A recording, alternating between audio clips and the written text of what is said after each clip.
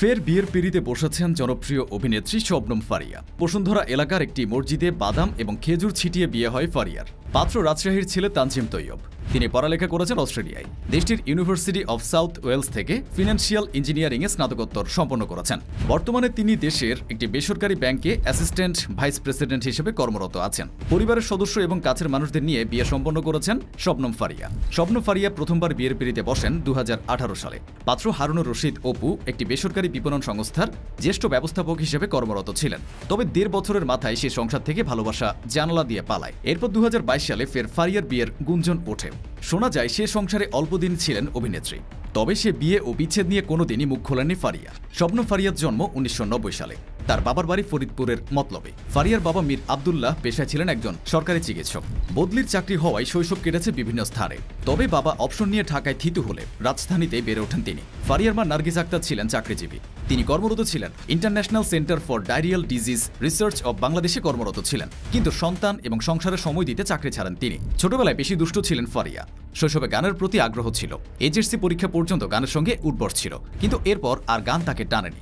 বিনোদন অঙ্গনে শবনম ফারিয়ার শুরুটা হয়েছিল মডেলিংয়ের মাধ্যমে। এরপর বেশ কিছু বিজ্ঞাপনে মডেল হিসেবে দেখা যেত তাকে। 2013 সালে তিনি নাটকে নাম লেখান। সে বছর আদনান আর রাজীব নির্মিত অল টাইম দৌড়ের উপর নামে একটি নাটকে অভিনয় করেন। নাটকটি তুমুল জনপ্রিয়তা অর্জন করেছিল। পাশাপাশি নতুন মুখ ফারিয়াও তার অভিনয় দিয়ে দর্শকদের মনে কেটেছিলেন দাগ।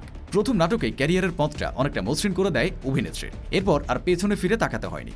একের পর এক নাটকে ব্যস্ত সময় কাটাতে থাকেন। দর্শকপ্রিয়তার কারণে নির্মাতাদের আস্থা জায়গাতেও পরিণত হন। ফারিয়া অভিনীত নাটকগুলোর মধ্যে রয়েছে ফ্যামিলি ক্রাইসিস, বকুলপুর, জরুরি বিবাহ। তার অভিনীত বিজ্ঞাপনগুলোর মধ্যে রয়েছে প্যারাশুট নারিকেল তেল, প্রাণ জুস, রাঁধুনি গুঁড়া মশলা ও রবি। নাটকে আকাশচুম্বী সফলতা পেয়েছেন শবনম ফারিয়া। টিভি অভিনেত্রীর মধ্যে শীর্ষস্থানে জায়গা করে নিয়েছেন সহজে, কিন্তু তারপরও নিয়মিত হননি। একই চিত্র সিনেমায়ও। ক্যারিয়ারে মাত্র 2টি সিনেমা রয়েছে তার ঝুলিতে। এর মধ্যে একটি হচ্ছে অনুপ বিশ্বাস নির্মিত দেবী। এতে নীলু নামের একটি পার্শ্ব চরিত্রে অভিনয় করেন। বেশ প্রশংসিত হয়েছিল চরিত্রটি। এর বাইরে মুন্সিগিরি সিনেমায় অভিনয় করেন। চলচ্চিত্রে আর তাকে দেখা যায়নি। ওটিজিতেও বিসমিল্লাহ বাজিমাত করেন। মোবারক নামা সিরিজে মোশাররফ করিমের বিপরীতে অভিনয় করেন। সেটি এখন পর্যন্ত ফারিয়া অভিনীত শেষ ওয়েব কন্টেন্ট। ক্যারিয়ারে কাজের জন্য যতটা না আলোচিত ফারিয়া, তার চেয়ে বেশি ব্যক্তিগত জীবনের কারণে। সামাজিক মাধ্যমে নেটিজেনদের মন্তব্য তারকারা পাত্তা না দিলেও ফারিয়া এর বিপরীত। কারোর মন্তব্য মনমতো না হলেই ঝগড়া লাগিয়ে দেন।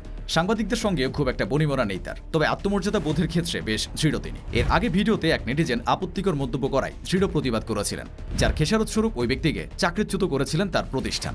বৈষম্য বিরোধী ছাত্র আন্দোলনেও ছাত্রদের পক্ষে ছিলেন তিনি। কিন্তু ক্ষমতার পট পরিবর্তনের পর অনেক প্রতিবাদী চুপ হয়ে গেলেও ফারিয়ার মুখ বন্ধ হয়নি।